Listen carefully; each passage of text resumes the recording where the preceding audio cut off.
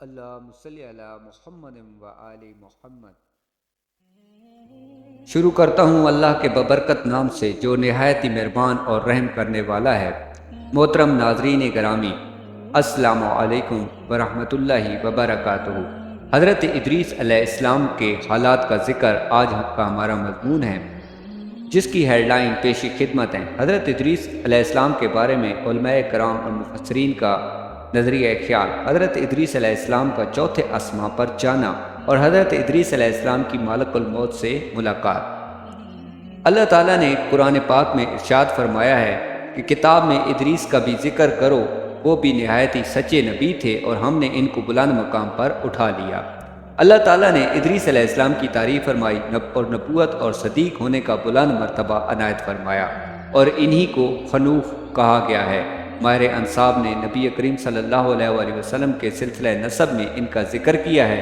حضرت آدم اور شیس علیہ السلام کے بعد سب سے پہلے ان کو نبوت ملی۔ محمد بن اسحاق کہتے ہیں کہ سب سے پہلے آپ کی ذات ببرکات قلم سے لکھنے والی ہے۔ آدم علیہ السلام کو 308 برس دیکھنے کا موقع ملا، اور ایک جماعت کا خیال ہے کہ معاویہ بن حکم السلمی کی حدیث میں نبی کریم صلی اللہ علیہ وآلہ وسلم نے انہی کی طرف اشارہ فرمایا جب نبی کریم صلی اللہ علیہ وآلہ وسلم سے ریت پر لکھنے کے متعلق سوال ہوا۔ اس دور میں لوگ ریت پر لکھتے تھے اور آئندہ کی خبروں کا اندازہ لگاتے تھے، تو آپ صلی اللہ علیہ وآلہ وسلم نے فرمایا کہ ایک نبی ایسا تھا جس کا خط اس کے موافق ہوا، وہ ٹھیک ہے۔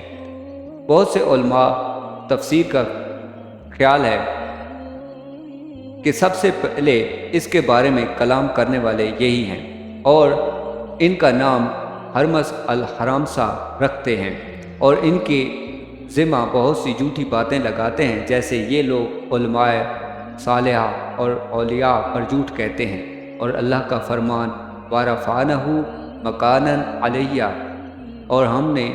اور ہم اس کو بلند مقام پر فیض کیا ہے۔ اسی طرح ہے جیسے کہ حدیث معراج میں ہے کہ جب نبی کریم صلی اللہ علیہ وآلہ وسلم کے پاس سے گزرے، وہ چوتھے آسماں میں تھے۔ حضرت ابن عباس رضی اللہ عنہ نے حضرت کعب سے سوال کیا کہ حضرت ادریس علیہ السلام کے متعلق اللہ کا فرمان وَرَفَعْنَهُ مَكَانًا عَلِيًّا کا کیا مفہوم ہے؟ حضرت کعب رضی اللہ عنہ نے فرمایا کہ اللہ نے ادریس علیہ السلام کی طرف وحی کی کہ وہ تمام اولاد آدم علیہ السلام کے اعمال کے برابر تمہارے اعمال آسماں کی طرف بلند کرتا ہوں، شاید اسی وقت کہ بنی آدم مراد ہوں گے۔ ادریس علیہ السلام نے چاہا کہ ان کے اعمال میں مزید اضافہ ہو۔ ان کے پاس فرشتوں میں سے ایک دوست فرشتہ آیا، انہوں نے کہا کہ اللہ تعالیٰ نے فلاں فلاں بات میری طرف وحی کی ہے، آپ ملک الموت سے میرے متعلق بات کر لیں تاکہ میری زندگی کے متعلق معلوم ہو اور میں مزید نیکیاں کر سکوں۔ فرشتے نے انہیں پروں پر اٹھایا اور آسماں کی طرف لے گیا۔ چوتھے آسماں تک پہنچے تو وہاں موت کے فرشتے ملک الموت سے ملاقات ہوئی۔ وہ نیچے آ رہا تھا۔ فرشتے نے ملک الموت سے حضرت ادریس علیہ السلام کے متعلق سوال کیا۔ اس نے کہا کہ ادریس کہاں ہے؟ تو فرشتے نے جواب دیا کہ میری پشت پر ہے۔ ملک الموت نے کہا تعجب ہے، مجھے اسے لیے بھیجا گیا تھا کہ میں چوتھے آسماں پر ادریس علیہ السلام کی روح قبض کروں، اور میں سوچ رہا تھا کہ میں ان کی روح چوتھے آسماں پر کیسے قبض کروں گا، وہ تو زمین پر ہیں۔ پھر اس نے وہاں ادریس علیہ السلام کی روح قبض کی۔ اس کے متعلق فرمان خداوندی ہے وَرَفَعْنَهُ مَكَانًا عَلِيًّا، اور ہم نے ان کو مقام بلند پر اٹھا لیا۔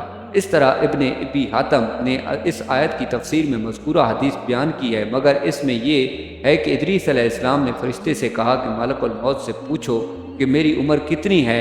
ملک الموت اس کے پاس ہی تھا۔ اس نے پوچھا کہ اس ادریس کی عمر ابھی باقی کتنی رہ گئی ہے، تو ملک الموت نے کہا کہ میں دیکھ کر بتاتا ہوں۔ انہوں نے دیکھا اور کہا کہ آنکھ چھپکنے کے برابر باقی ہے۔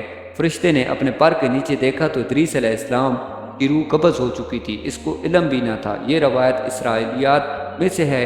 اس کے بعض حصوں میں نکارت بھی ہے، یعنی وہ منکر ہیں۔ حضرت مجاہد رحمۃ اللہ علیہ نے آیت وَرَفَعْنَهُ مَكَانًا عَلِيًّا کے بارے میں کہا ہے کہ وہ آسماں کی طرف اٹھائے گئے ہیں اور فوت نہیں ہوئے۔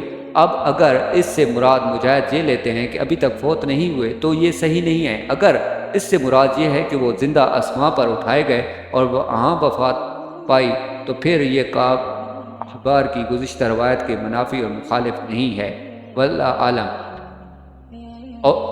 اور اوفی ابن عباس سے آیت مذکورہ بالا ورفعنہ مکانا علیہ کے بارے میں نقل کرتے ہیں کہ حضرت ادریس علیہ السلام چھٹے آسمان کی طرف اٹھائے گئے، وہاں ہی فوت ہوئے، اور اس طرح کہا ہے، لیکن متفق علیہ روایت میں ہے کہ وہ چوتھے آسمان پر ہے، اور یہی بات درست ہے۔ مجاہد اور دیگر مفسرین کی یہی رائے ہے۔ حضرت حسن بصری نے فرمایا ہے کہ حضرت ادریس علیہ السلام جنت کی طرف اٹھائے گئے ہیں، اور بعض کا قول ہے کہ وہ اپنے والد یرد بن میلایل کی زندگی میں ہی آسماں کی طرف اٹھائے گئے، اور بعض مفسرین کی رائے یہ بھی ہے کہ ادریس علیہ السلام کا زمانہ نوح علیہ السلام سے پہلے نہیں ہے،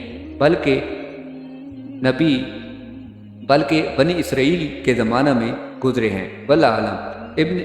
امام بخاری رحمۃ اللہ علیہ حضرت ابن مسعود رضی اللہ عنہ اور ابن عباس رضی اللہ عنہ سے نقل کرتے ہیں کہ الیاس علیہ السلام ادریس علیہ السلام ہی ہیں، اور انہوں نے اس کی دلیل حضرت انس رضی اللہ عنہ سے مروی حدیث سے معراج پیش کی ہے۔ اس میں یہ ہے کہ جب نبی کریم صلی اللہ علیہ وآلہ وسلم ادریس علیہ السلام کے پاس سے گزرے تو انہوں نے فرمایا تھا، نیک بھائی اور صالح نبی کے لیے مرحبا، اور حضرت آدم اور ابراہیم علیہ السلام کی طرح نہیں کہا کہ نیک بیٹے اور صالح نبی کے لیے مرحبا، جس طرح حضرت آدم علیہ السلام اور ابراہیم علیہ السلام نے کہا تھا۔